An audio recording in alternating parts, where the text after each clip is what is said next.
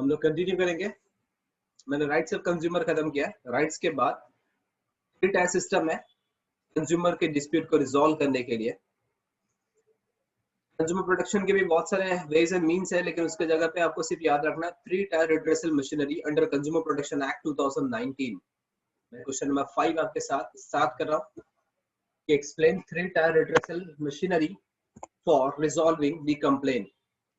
तो देख लेना थ्री टायर रिड्रेसल मशीनरी जो इस्टेब्लिश की गई है वो किस बेस पे एस्टैब्लिश की गई है as per consumer protection act 2019। मैंने कहा कि पहले कंज्यूमर प्रोटेक्शन एक्ट 1986 था, लेकिन आज कंज्यूमर प्रोटेक्शन एक्ट 2019 है।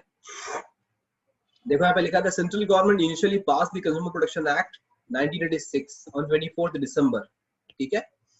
In 2019, Ministry of Law and Justice has proposed a new act, Consumer Protection Act 2019. ये आपका जो एक्ट बन गया 2019, which has received the assent on 9th August 2019. This act made provision for establishment of consumer dispute redressal agencies. हाँ, इसमें कुछ agencies establish करनी पड़ी, known as district commission. एक डिस्ट्रिक्ट कमीशन है। नेक्स्ट एट स्टेट कमीशन है। District commission याद रखना डिस्ट्रिक्ट लेवल पे होगा, स्टेट कमीशन याद रखना स्टेट लेवल पे होगा, ये डिस्ट्रिक्ट लेवल पे है। स्टेट कमीशन है at state level and national commission as an apex body, final authority national commission है एट द सेंट्रल लेवल या नेशनल लेवल बोल सकते हो। The act cover all complaints, याद रखना कंज्यूमर की कोई भी कंप्लेन है with relevant merchandise or services and unfair trade practices। Businessman की कोई भी unfair practice हो गया, कभी भी ऑब्जर्व करना कि अगर आपके साथ अन्याय हुआ है, आपके साथ पार्शियलिटी हुई है, आपके साथ जस्टिस नहीं हुआ है, तो आप ये थ्री टायर रिड्रेसल एजेंसी के थ्रू अपनी कंप्लेन को रिजॉल्व करा सकते हो। District commission, state commission and national commission. ठीक है। ये तीन जो कमीशन एस्टैब्लिश किया गया ना, सिर्फ कंज्यूमर की कंप्लेन को सॉल्व करेगा। अच्छा, इसकी हायरार्की बनाई गई है। हायरार्की मतलब अगर आपका जो कंप्लेन का वैल्यू है लेस देन 1 CR है तो आप डिस्ट्रिक्ट लेवल पे कंप्लेन करो। अगर ग्रेटर देन 1 CR है लेकिन लेस देन 10 CR है तो फिर आप स्टेट लेवल पे कंप्लेन करो। अगर आपका जो गुड्स डैमेज हुआ है ग्रेटर देन 10 CR है या आपके कंप्लेन की वैल्यू ग्रेटर देन 10 CR है तो आप डायरेक्ट नेशनल कमीशन पे जा सकते हो जो दिल्ली में है। ठीक है। तो आपका ये थ्री टायर सिस्टम हेल्प करेगा सिर्फ कंज्यूमर के डिस्प्यूट को रिजॉल्व करने के लिए।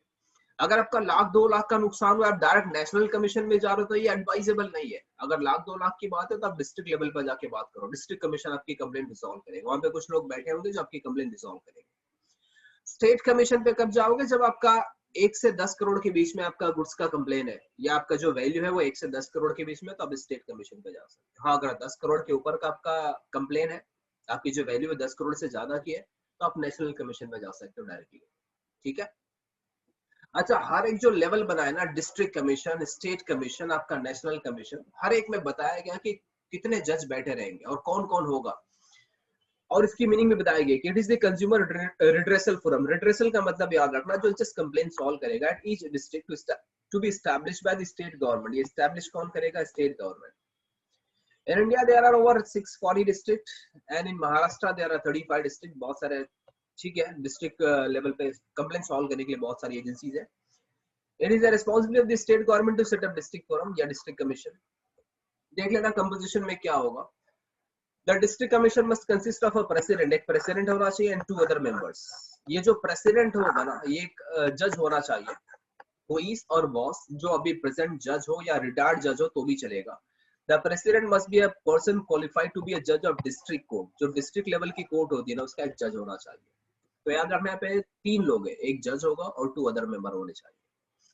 2 अदर मेंबर के बारे में लिखा है कि क्वालिफिकेशन क्या होनी चाहिए, वो छोड़ दो। ड्यूरेशन याद रखना, यहाँ पे every member of the district forum shall hold the office for a term. जो भी मेंबर है they can hold the office for a term of 5 years और up to the age of 65 years, whichever is earlier. यानी जिसका appointment होगा, जो एक जज होगा, 2 मेंबर होंगे, वो 5 साल तक बैठेंगे up to the age of 65 years। ठीक है, लेकिन एलिजिबल है रीअपॉइंटमेंट के लिए। ये देखना कंप्लेंट कहां तक की सॉल्व कर सकता है, तो मैंने बताया था कि up to 1 crore, does not exceed 1 crore, 1 crore तक की कंप्लेंट डिस्ट्रिक्ट कमीशन आपकी सॉल्व कर सकता है ओवर अ पर्टिकुलर डिस्ट्रिक्ट। ठीक है, उसके पावर्स के बारे में हमको स्टडी नहीं करना। तो डिस्ट्रिक्ट कमीशन के बारे में ब्रीफली याद रखना, 1 करोड़ तक की कंप्लेंट सॉल्व होगी। यहाँ पे एक जज होगा या एक हेडेड होगा, हेड पर्सन होगा और 2 अदर मेंबर होंगे। हेड पर्सन जो होगा वो जज होना चाहिए डिस्ट्रिक्ट कोर्ट का। नेक्स्ट है आपका स्टेट कमीशन। हाँ, ये भी याद रखना कि an appeal against the order of district forum can be made. अगर कोई डिस्ट्रिक्ट कमीशन से सेटिस्फाइड नहीं होगा, उसके जजमेंट से सेटिस्फाइड नहीं होगा, तो स्टेट कमीशन में जा सकता है with in a period of 45 days. ठीक है, स्टेट कमीशन उससे बड़ा है जो 1 करोड़ से 10 करोड़ तक की कंप्लेंट डील करने वाला है। इसमें भी याद रखना, मेंबर्स के बारे में आपको याद रखना रहेगा कितने मेंबर्स होंगे। तो यहाँ पे याद रखना, एक प्रेसिडेंट होगा और 4 अदर मेंबर होंगे। प्रेसिडेंट जो होगा हाई कोर्ट का जज होना चाहिए। आप स्टेट कमीशन की बात करो तो जो डिस्ट्रिक्ट जज है उससे बड़ा जज बैठेगा यहाँ पे, तो हाई कोर्ट का जो जज होगा वो यहाँ पे प्रेसिडेंट होगा या चेयर पर्सन होगा, और बाकी 4 अदर मेंबर्स भी होंगे। ड्यूरेशन वही होगा 5 इयर्स और up to the age of 67 years. याद रखना है, थोड़ा बड़ा कमीशन है, डिस्ट्रिक्ट लेवल का है। तो 5 साल तो नॉर्मल अपॉइंटमेंट की डेट होती है कि 5 साल तक जो भी मेंबर अपॉइंट होगा 5 साल तक ऑफिस होल्ड करेगा, और up to the age of 67 years. हाँ, नेशनल कमीशन में 70 इयर्स तक अलाउड है। यहाँ पे इसका जुरिस्डिक्शन याद रखना कि 1 करोड़ से ज्यादा की कंप्लेन यहाँ पे रिजॉल्व होने वाली है। हाँ, उसकी वैल्यू 10 करोड़ से कम होनी चाहिए। तो आपको बस याद रखना कि 1 करोड़ से 10 करोड़ तक की जो कंप्लेन है वो स्टेट कमीशन रिजॉल्व कर सकता है। अगर कोई सेटिस्फाइड नहीं होगा स्टेट कमीशन से, तो they can make an appeal to national commission. आप बड़े लेवल पे जा सकते हैं within a period of 30 days. आपको 30 डेज का टाइम होगा, आप नेशनल कमीशन को अपील कर सकते हैं। आपकी लास्ट सबसे बड़ी अथॉरिटी नेशनल कमीशन। जरा देख लेना नेशनल कमीशन के बारे में। तो याद रखना यहाँ पे एक प्रेसिडेंट होगा जो सुप्रीम कोर्ट का जज होना चाहिए, ये एकदम लास्ट अथॉरिटी है। तो याद रखना यहाँ पे जज भी जो बैठेगा सुप्रीम कोर्ट का जज बैठेगा, बाकी 4 अदर मेंबर्स होंगे। सुप्रीम कोर्ट का जज इसलिए बिठाना पड़ता है क्योंकि हाईएस्ट अथॉरिटी है नेशनल कमीशन। अगर कोई नेशनल कमीशन से सेटिस्फाई नहीं होगा ना, तो वो सुप्रीम कोर्ट में जाएगा, जो आपका लास्ट दरवाजा है सुप्रीम कोर्ट। तो यहाँ पे जो प्रेसिडेंट बैठेगा, जो चेयर पर्सन बैठेगा, वो जज होना चाहिए सुप्रीम कोर्ट का, बाकी 4 अदर मेंबर्स रहेंगे। चलो इसकी लिमिट देख लिया जाए कि ये कहां तक की कंप्लेन रिजॉल्व कर सकता है। मैंने कहा कि 10 करोड़ से ऊपर रहेगा तो वो कंप्लेन ये लोग रिजॉल्व कर सकते हैं। हाँ, ड्यूरेशन याद रखना 5 साल का ड्यूरेशन होगा, लेकिन up to the age of 70 years. ये बड़े लोग हैं, यानी कि ओल्डर लोग होते हैं। सुप्रीम कोर्ट में कभी भी देखना एकदम ओल्ड पर्सन ही बैठे रहेंगे। तो यहाँ पे मेंबर्स 5 साल तक अपनी ऑफिस होल्ड कर सकते हैं, या तो up to the age of 70 years. ये जो कंप्लेन रिजॉल्व करेगा where the value of the goods exceed 10 crore, अगर 10 करोड़ के ऊपर आपके गुड्स की वैल्यू है तो वो यहाँ पे रिजॉल्व होने वाला है। ठीक है, अगर कोई नेशनल कमीशन से सेटिस्फाइड नहीं हुआ तो he can make an appeal to Supreme Court within a period of 30 days। आप सुप्रीम कोर्ट को अपील कर सकते हो within a period of 30 days। तो आपकी 3 एजेंसी है, district commission, state commission, national commission. Value के हिसाब से कि अगर 1 करोड़ तक की वैल्यू है आप डिस्ट्रिक्ट कमीशन में जाओ, 1 से 10 करोड़ की वैल्यू है आप स्टेट कमीशन में आ जाओ, अगर आपकी वैल्यू 10 करोड़ के अबाव है तो फिर आपको नेशनल कमीशन में आना। ये जो रिड्रेसल एजेंसी है ये आपकी कंप्लेन रिजॉल्व करेगी।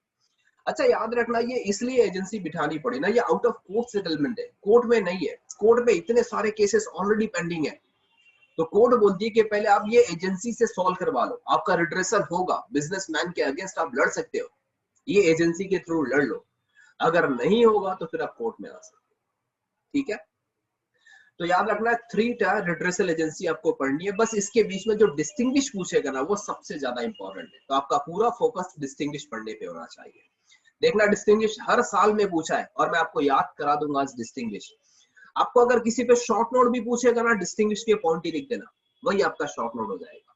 ठीक है, चलो देखा जाए हम लोग कितना सही डिस्टिंग्विश याद कर पाएंगे। मैं डिस्टिंग्विश ट्राई करता हूँ रिजॉल्व करने के लिए, आपके साथ सॉल्व करने के लिए, कि डिस्टिंग्विश हम लोग कितना अच्छा याद कर लेंगे। अगर आपको शॉर्ट नोट पूछेगा तो भी याद रखना, आप सिर्फ डिस्टिंग्विश के पॉइंट याद रखो। ठीक है, पहला डिस्ट्रिक्ट कमीशन है, then state commission and then national commission.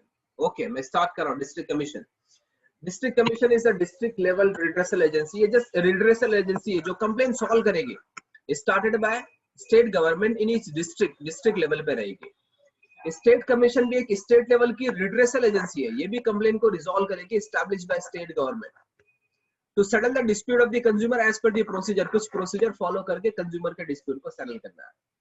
National commission एक नेशनल लेवल रिड्रेसल एजेंसी है, ये भी कंप्लेन को रिजॉल्व करेगी एज पर सर्टेन प्रोसीजर्स। ये लोग भी कुछ प्रोसीजर फॉलो करके कंज्यूमर की कंप्लेन रिजॉल्व करेंगे।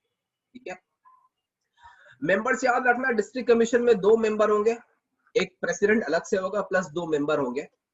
Headed by a person who is और वाज अ जज ऑफ डिस्ट्रिक्ट कोर्ट। यहाँ पे जो हेड होगा वो किसका जज होना चाहिए? District court. यहाँ पे 4 मेंबर होंगे और यहाँ पे भी 4 मेंबर होंगे। Headed by a person who is और वाज अ जज ऑफ हाई कोर्ट। यहाँ पे हाई कोर्ट का रिटायर्ड जज रहेगा, वो भी चलेगा। लेकिन यहाँ पे जज ऑफ अ सुप्रीम कोर्ट, ये एकदम अपेक्स लेवल की है, यानी कि एकदम लास्ट लेवल है नेशनल कमीशन, तो वहां पे जो जज बैठेगा वो नेशनल कमीशन का जज होना चाहिए।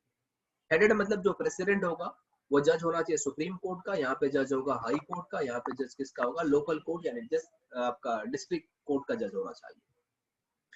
President, the president should be a working और रिटायर्ड जज ऑफ डिस्ट्रिक्ट कोर्ट, ये डिस्ट्रिक्ट कोर्ट का जज होना चाहिए। यहाँ पे हाई कोर्ट का जज होना चाहिए और यहाँ पे कौन से कोर्ट का होना चाहिए? Supreme court. तो आप याद रखना मीनिंग मेंबर्स, और उसके बाद प्रेसिडेंट और उसका पीरियड, कि जो बैठेगा मेंबर या प्रेसिडेंट उसका पीरियड क्या होगा, उसका टेन्योर क्या होगा, ठीक है। तो अब मैंने लिखा था कि member can hold the office up to the age of 5 years, for a period of 5 years और up to the age of 65 years, whichever is earlier. यहाँ पे 5 years है और up to the age of 67 years है। यहाँ पे 5 years है और up to the age of 67 years, and president जो रहेगा up to the age of 70 years है। जो प्रेसिडेंट बैठ सकता है ना, जो ऑफिस होल्ड कर सकता है up to the age of 70 years। President की लिमिट याद रखना 70 years, यानी कि जो जज होगा सुप्रीम कोर्ट का वो 70 years तक अपनी ऑफिस होल्ड कर सकता है। यानी सपोज अगर मैं ऐसा बोलता हूँ कि जज का अपॉइंटमेंट 68 years की एज में हुआ है, तो वो 5 साल तक 73 years का हो जाएगा।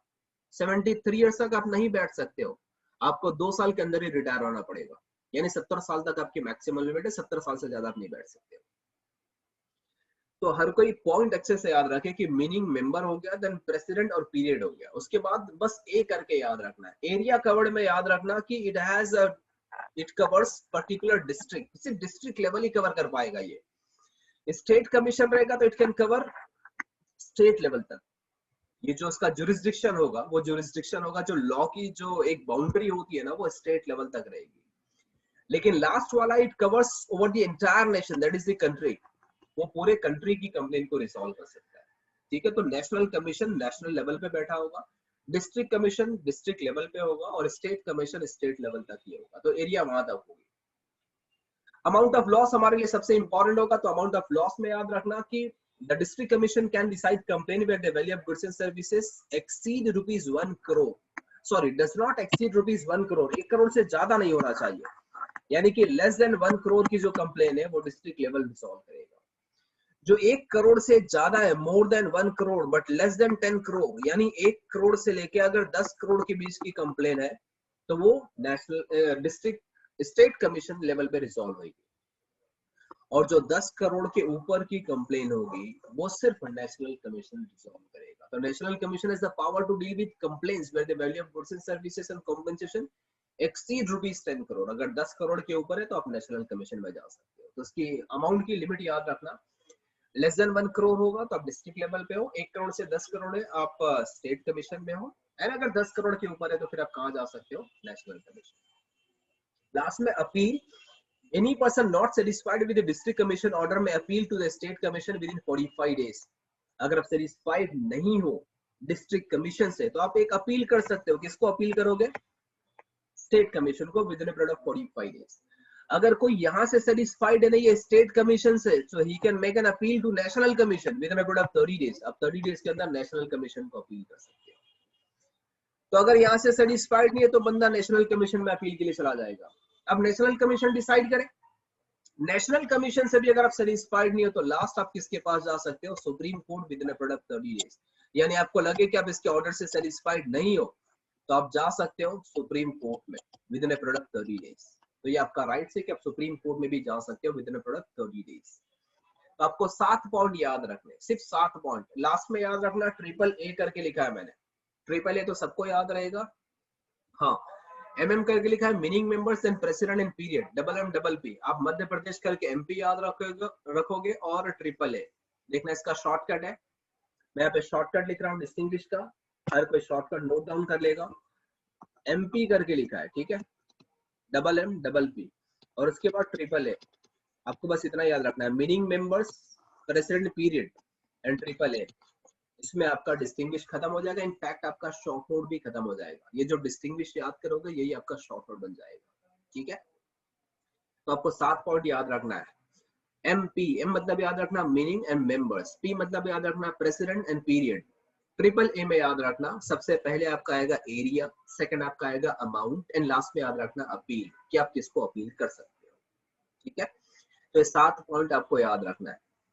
नटशेल में सिर्फ इतना ही बता रहा हूँ कि ये चैप्टर में सिर्फ 2 ही क्वेश्चन याद रखना है। एक आपको राइट्स ऑफ कंज्यूमर याद रखना है एंड सेकंड आपको याद रखना है 3 टायर रिड्रेसल एजेंसी। ये जो रिड्रेसल एजेंसी बनी है ये कंज्यूमर की कंप्लेन सॉल्व करने के लिए बनी है, लेकिन एरिया के हिसाब से, अमाउंट के हिसाब से एक डिस्ट्रिक्ट लेवल पे है, एक स्टेट लेवल पे है और एक नेशनल लेवल पे। ठीक है, चलो तो आपको 7 पॉइंट याद रखना है डिस्टिंग्विश। ये डिस्टिंग्विश याद रखना आपको शॉर्ट नोट में भी काम आएगा। और राइट्स ऑफ कंज्यूमर में 6 राइट्स आप याद रखोगे, 2 एडिशनल राइट्स याद रखोगे तो ओके, अगर नहीं भी याद रखोगे तो कोई फर्क नहीं। तो वहाँ पे राइट्स ऑफ कंज्यूमर याद रखना है प्लस ये 3 टायर रिड्रेसल एजेंसी याद रखना है। आपका चैप्टर बस इतना ही है, ये चैप्टर यहाँ पे खत्म हो जाएगा। ठीक है, चलो देखा जाए कौन इसको रिकैप करके मुझे दे देगा। निधि मैडम से कंटिन्यू करेंगे। निधि मैडम, यहाँ पे 7 पॉइंट है, आपको सिर्फ 7 पॉइंट याद करना है। देखा जाए आप हमको 7 पॉइंट सुना सकते हो क्या नहीं। एमटी करके लिखा है मैडम, रिकैप करना।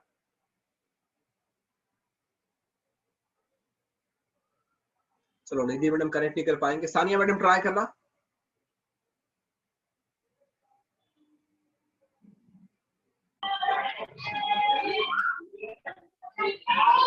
हाँ फर्स्ट मीनिंग, हाँ मेंबर्स और अमाउंट हाँ और मेंबर नहीं, एमपी, प्रेसिडेंट हाँ और प्रेसिडेंट का पीरियड, पीरियड, हाँ हाँ, एरिया, और एरिया कवर्ड, हाँ अपील हाँ एंड और अमाउंट। बस 7 पॉइंट है। ठीक अमाउंट। है, मैं एक बार फिर से रिकैप कर रहा हूँ, आप एकदम आसानी से याद कर सकते हो। फर्स्ट होगा मीनिंग, सेकंड होगा आपका मेंबर्स, थर्ड होगा आपका प्रेसिडेंट एंड पीरियड, लास्ट में ट्रिपल ए करके याद रखना। ए फॉर आपका होगा एरिया, ए फॉर आपका होगा अमाउंट एंड लास्ट में ए फॉर क्या होगा, अपील। तो नटशेल में सिर्फ इतना ही बता रहा हूँ कि ये चैप्टर इस बार आपके लिए सिर्फ 2 ही क्वेश्चन रखा है। एक राइट्स ऑफ कंज्यूमर है एंड सेकंड आपका 3 टायर रिड्रेसल एजेंसी। ये 3 टायर रिड्रेसल एजेंसी में याद रखना आपको सिर्फ 3 एजेंसी पढ़नी है। एक डिस्ट्रिक्ट कमीशन पढ़ना है, स्टेट कमीशन पढ़ना है, थर्ड आपको क्या पढ़ना है, नेशनल कमीशन। ठीक है, तो बस ये 2 क्वेश्चन पढ़ना, आपका चैप्टर नंबर 7 यानी कि कंज्यूमर प्रोटेक्शन खत्म हो जाएगा। एक लास्ट टॉपिक मार्केटिंग है जो हम लोग मंडे ट्राई करेंगे खत्म करने के लिए। ठीक है, चलो तो आप कहीं सप्लीमेंट पे इसके पेपर पे अलग से लिख के रख लेना कि ये 2 क्वेश्चन राइट्स ऑफ कंज्यूमर और आपका ये जो डिस्टिंग्विश है, बस इतना ही याद रखना है। आपका चैप्टर यहाँ पे कंक्लूड हो जाता है। सिर्फ एक चैप्टर है मार्केटिंग जो हम लोग ट्राई करेंगे खत्म करने के लिए मंडे। सर ये वाले चैप्टर में इतना ही है? हाँ बस इतना, ये 2 ही क्वेश्चन है। आप पेज 150 पे जाके देख लेना, जो इंपॉर्टेंस ऑफ कंज्यूमर प्रोटेक्शन है वो डिलीट हो गया है, रेस्पॉन्सिबिलिटीज ऑफ कंज्यूमर है वो भी डिलीट हो गई है। ये एग्जाम के लिए डिलीट किया उन्होंने। और किसी का कुछ डाउट हो तो पूछ सकता है। सर एक और क्वेश्चन है ना, मीन्स ऑफ कंज्यूमर प्रोटेक्शन। हाँ वो इम्पोर्टेंट नहीं, सिर्फ एक बार बोर्ड में पूछा उसके बाद नहीं पूछा है। आप उसको इग्नोर कर सकते हो, ऑप्शन में रख सकते हो। और किसी का कुछ डाउट है?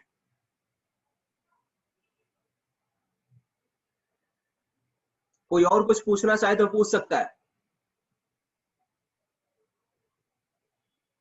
ये चैप्टर में इतना ही था, मैंने कहा था कि एक ही दिन में खत्म हो जाएगा। इनफैक्ट मार्केटिंग में भी क्वेश्चन डिलीट हुए। मार्केटिंग में हमको सिर्फ 3 ही क्वेश्चन से डील करना है। वो मैं बता दूंगा मंडे को कि मार्केटिंग में क्या कवर करना है अपने को। ओके स्टूडेंट्स, तो ये चैप्टर अच्छे से पढ़ लेना। हमने कल भी एक चैप्टर खत्म किया था, सोशल रिस्पॉन्सिबिलिटीज। आज हमने खत्म किया कंज्यूमर प्रोटेक्शन एंड मंडे को हम लोग खत्म कर देंगे मार्केटिंग, जहाँ पे हमारी पूरी ओसी खत्म हो जाएगी। आपको सिर्फ तैयारी करनी होगी कि सब पॉइंट्स आपके दिमाग में रहने चाहिए, आपको कैसे याद करना है, एग्जाम में कैसे प्रेजेंट करना है, वही हमारे लिए इंपॉर्टेंट होगा। ठीक है, चलो ठीक है। तो कल संडे, कल कोई लेक्चर नहीं, हम लोग डायरेक्टली मंडे मिलेंगे नए टॉपिक के साथ या लास्ट टॉपिक के साथ। आपके ओसी के लास्ट टॉपिक यानी मार्केटिंग हम लोग खत्म करेंगे मंडे के दिन। चलो चैट में किसी ने कुछ लिखा है, जस्ट देख लिया जाए। हाँ मैथ्स अधिमा मैडम हम लोग बहुत जल्दी स्टार्ट करेंगे, मैं जस्ट आशीष सर के साथ कोऑर्डिनेट कर रहा हूँ। चलो स्टूडेंट्स ऑल द बेस्ट, अच्छे से थियरी पढ़ना, उसको लिख के प्रैक्टिस भी कर लेना। ओसी में टारगेट हो कि 90 प्लस आना चाहिए। हमारे लास्ट एग्जाम में एक स्टूडेंट ने 96 स्कोर किया ओसी में, बहुत उसकी मेमोरी एग्जैक्ट थी, सबसे ज्यादा पॉइंट्स उसने कोट किया था करके उसको 96 मिला है ओसी में। आप भी ट्राई करना कि ओसी में 95, 96, 97 तक जाओ, 97 तक मार्क्स मिलता है ओसी में। लेकिन आपका विल पावर होना चाहिए, आपका इंटरेस्ट होना चाहिए, आपकी मेमोरी उतनी सपोर्ट करे कि हर पॉइंट्स आपको ऑटोमेटिकली दिमाग में रोटेट होता है, हर पॉइंट्स आपको याद हो जाता है कोई ना कोई शॉर्टकट के थ्रू, और वो शॉर्टकट को इतने बार रिकैप करो कि एग्जाम में वो पॉइंट फ्लैश होना चाहिए दिमाग में। ठीक है, चलो ऑल द बेस्ट, अच्छे से प्रैक्टिस करना, अकाउंट्स भी प्रैक्टिस करते रहना और थियरी भी लिख के प्रैक्टिस करना। हम लोग मंडे मिलेंगे नए टॉपिक के साथ, लास्ट टॉपिक के साथ। मैं सेशन एंड कर रहा हूँ, मंडे बाय मिलेंगे सर। आपसे। Bye madam. Bye sir. Bye.